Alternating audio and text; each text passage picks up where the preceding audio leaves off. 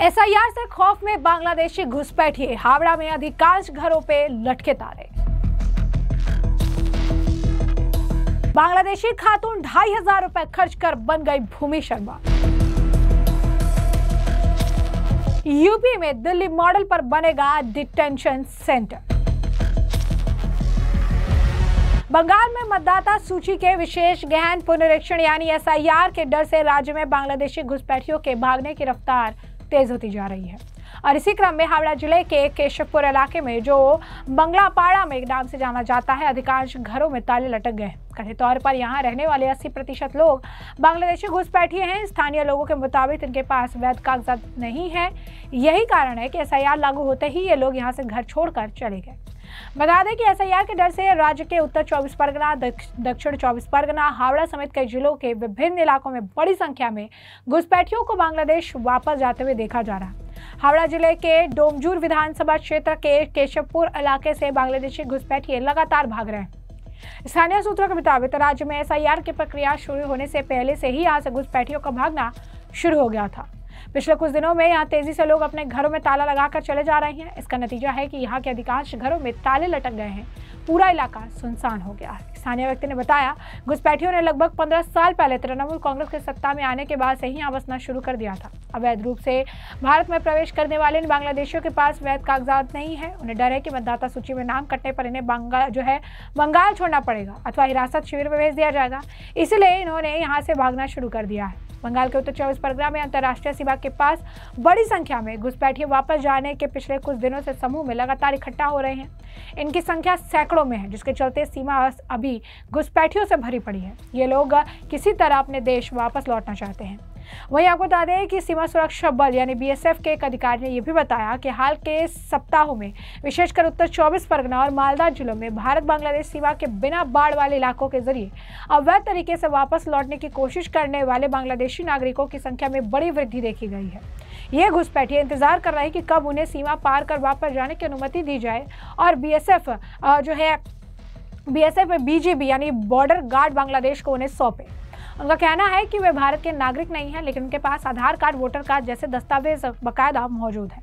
Border cross कर अवैध रूप से भारत में रह रही बांग्लादेशी महिला की गिरफ्तारी से एक और काफ़ी बड़ा खुलासा हुआ है, जिस खुलासे से हड़कंप मच गया है। और इस खुलासे के बाद ये बात भी अब सामने आ चुकी है कि एसआईआर पश्चिम बंगाल में आखिर क्यों ज़रूरी है। देहरादून के एसएसपी अजय सिंह के मुताबिक आशीर्वाद एनक्लेव देहरा खास पटेल नगर में बांग्लादेशी महिला के भारतीय दस्तावेज बनाकर रहने की सूचना मिली। पुलिस और खुफिया टीम ने दबिश देकर 28 वर्षीय बबली खातून उर्फ भूमि शर्मा, मूल निवासी बांग्लादेश से है, वो इसे गिरफ्तार कर लिया। जांच में सामने आया कि बबली खातून 2021 में कोविड काल में अवैध रूप से बांग्लादेश की सीमा पार कर भारत आई थी। 2021 में देहरादून पहुंचने के बाद उसने 2022 में अधोइल्लवाला शस्त्रधारा रोड के पते का आधार कार्ड बनवाया, जिसमें खुद को दिनेश शर्मा नाम के व्यक्ति की पत्नी भी दिखा दिया। आधार कार्ड बनने के बाद भूमि शर्मा नाम से दून में ration card, voter card, Ayushman card जैसे दस्तावेज बना लिए, यानी गलत दस्तावेजों के आधार पर सरकारी सुविधाओं का लाभ भी इसने ले लिया। तलाशी में दस्तावेज और बांग्लादेशी पहचान पत्र बबली बेगम नाम से भी बरामद हुआ। उसे 2500 रुपए में दस्तावेज तैयार करवाए थे। महिला के खिलाफ पटेल नगर कोतवाली में फर्जीवाड़े से भारत आकर दस्तावेज बनाने, पासपोर्ट अधिनियम, विदेशी अधिनियम के तहत केस दर्ज कर जेल भेजा गया है। इसके अलावा पुलिस ने देहरादून में बॉबी खातून को भी गिरफ्तार किया। वो देहरादून में मजदूरी कर जीवन यापन कर रही थी। बबली खातून दिल्ली की एक महिला ने देहरादून भेजा था और दिल्ली में रह रही उस महिला का नाम सेफिया दीदी है। बबली खातून से पूछताछ में खुलासा हुआ कि कोविड काल में बांग्लादेश में हालात खराब थे। इस दौरान वो दिल्ली में रही बांग्लादेशी सोफिया के संपर्क में आई और उसने चोरी से सीमा पार कर भारत आने को कहा। उसने वो स्थान भी बताया जहां से चोरी से भारतीय सीमा में प्रवेश कराया जाता है।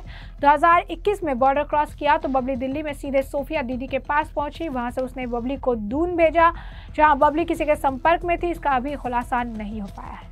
बांग्लादेशी खातून ने देहरादून में सरकारी राशन लेने के साथ ही आयुष्मान कार्ड से मुफ्त उपचार का लाभ लिया। बबली ने देहरादून आकर 2021 में अधोईवाला के पते पर सबसे पहले आधार कार्ड बनवाया और जिसमें आपको बता दें कि शास्त्रधारा रोड का पता दर्ज कराया। बबली के बांग्लादेश के दस्तावेज में जन्मतिथि दिसंबर 1987 और भारत में वर्ष 2001 दर्ज है। बबली ने आधार कार्ड बनवाने के बाद voter card, ration, Ayushman card बनवाया। दस्तावेज हासिल करने से पहले बबली खातून छिपकली रही। भूमि शर्मा नाम के दस्तावेज बने तो खुलकर जीने लगी।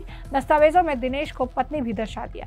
वहीं इसी के साथ साथ आपको बता दें कि बांग्लादेशियों के खिलाफ लगातार मुहिम जारी है, चाहे पश्चिम बंगाल हो, चाहे उत्तर प्रदेश हो या अन्य राज्य हो। SIR 12 राज्यों में चल रहा है। इस बीच अब उत्तर प्रदेश में दिल्ली मॉडल पर डिटेंशन सेंटर बनने वाला है।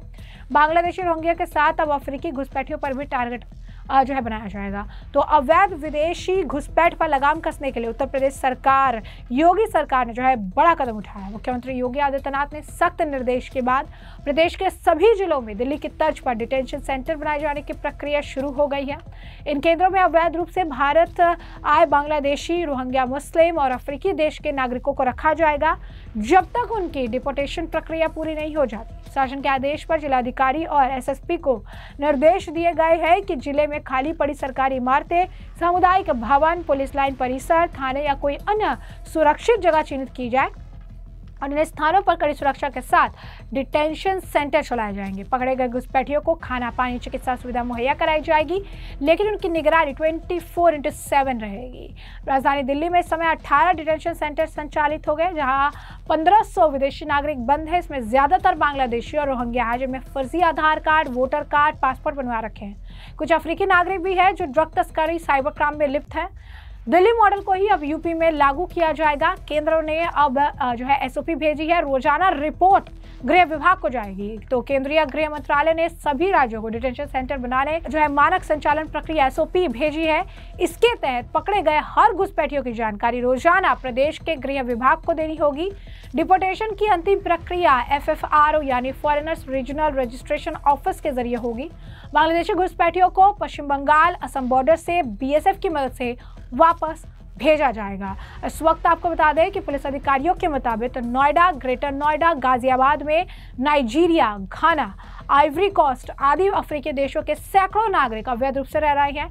ये लोग ड्रग तस्करी, ऑनलाइन ठगी, ह्यूमन ट्रैफिकिंग जैसे संगीन अपराधों में संलिप्त है और अब इनकी भी व्यापक स्क्रीनिंग और डिपोर्टेशन की तैयारी की जा रही है। अब ऐसे में आपको बता दें कि इस पूरे मामले को लेकर खासकर पश्चिम बंगाल में जिस तरीके से SIR को लेकर हंगामा हो रहा है, लगातार अगर आप कहेंगे घुसपैठिए जो हैं वो भाग रही हैं कि SIR प्रक्रिया चल रही है, तो ऐसे में पकड़े जाएंगे। इस बीच इस पूरे मामले को लेकर अजय सिंह का भी बयान सामने आया। क्या कुछ उनका कहना है? ममता बनर्जी डेमोक्रेसी को कैसे बचाएंगे हमको नहीं मालूम। डेमोक्रेसी भारत में तो है, लेकिन बंगाल में डेमोक्रेसी है क्या? आप अपना मत वोट नहीं दे सकते हैं। आप पंचायत वोट में छप्पा डलवा के 100 लोगों का खून करवाती हैं। आप 2021 के चुनाव के बाद 54 लोगों की आपने हत्या करवाई, 50,000 घर तोड़वाया आपने। आज कोई भी राजनीतिक कार्यकर्ता, कोई भी दल, तृणमूल कांग्रेस छोड़ के कोई भी दल, आप जुलूस नहीं निकाल सकते हैं, आप मीटिंग नहीं कर सकते हैं, आप कोई ब्लड डोनेशन नहीं कर सकते हैं, आपको मार्ट का परमिशन नहीं मिलेगा, आपको रास्ता का परमिशन नहीं मिलेगा, आपको हर चीज़ में कोर्ट में जाना पड़ता है। आज बंगाल में एक भी इंडस्ट्री नहीं बचा। 8,000 से ऊपर स्कूल बंद आपने करवा दिया। 8,000 से ऊपर पिछले साल कारखाना बंद हो चुका है। बंगाल में आज सरकारी हॉस्पिटलों में पैसा कमाने के लिए यूज किया हुआ मेडिकल जो इक्विपमेंट है वो आपके लोग बिक्री करते हैं, फिर से उसको बिक्री करते हैं। आज डॉक्टर यहाँ हत्या हो रही है। पैसा कमाने के चक्कर में, लूट करने के चक्कर में आज लॉ कॉलेज के स्टूडेंट का बलात्कार होता है। सबसे बड़ी बात है घटन होता है। इतने बड़े देश में 140-50 करोड़ देश में जहाँ पॉपुलेशन है उसमें कोई घटना घट सकता है, इसमें कोई आपत्ति नहीं है। लेकिन घटना कौन कर रहा है? घटना आपके दल के लोग, आपके सरकारी प्रोटेक्शन में, पुलिस के निगरानी में ये सारे अपराध हो रहे हैं। आज 12/7 मेडिकल कॉलेज में डेड बॉडी का आंख निकाल लिया जाता है। किसी का किडनी निकाल के बेच दिया जाता है। आप ज़्यादातर देखिएगा पोस्टमार्टम के बाद बेशिभाग जगह पर जो तुरंत पोस्टमार्टम होता है उसका किडनी, हार्ट सब निकाल के बेच दिया जाता है। और इसमें पूरा एक रैकेट काम करता है जो पश्चिम बंगाल के सरकार के नेतृत्व में उसके प्रशासन के लोग इस काम को कराते हैं। और ज़्यादातर इसमें वही रोहिंग्या मुसलमान जो हैं, जो देशद्रोही हैं, जो देश के खिलाफ काम करते हैं, जो बांग्लादेशी अनुप्रवेशकारी हैं, सब उसमें इन्वॉल्व है। तो ऐसे में आपने बयान सुन लिया और हमने आपको जो पूरा मामला है विस्तार से बताया। इस मामले पर अब आपकी भी जो राय हो हमें कमेंट सेक्शन में कमेंट करके जरूर से जरूर साझा करिएगा। धन्यवाद।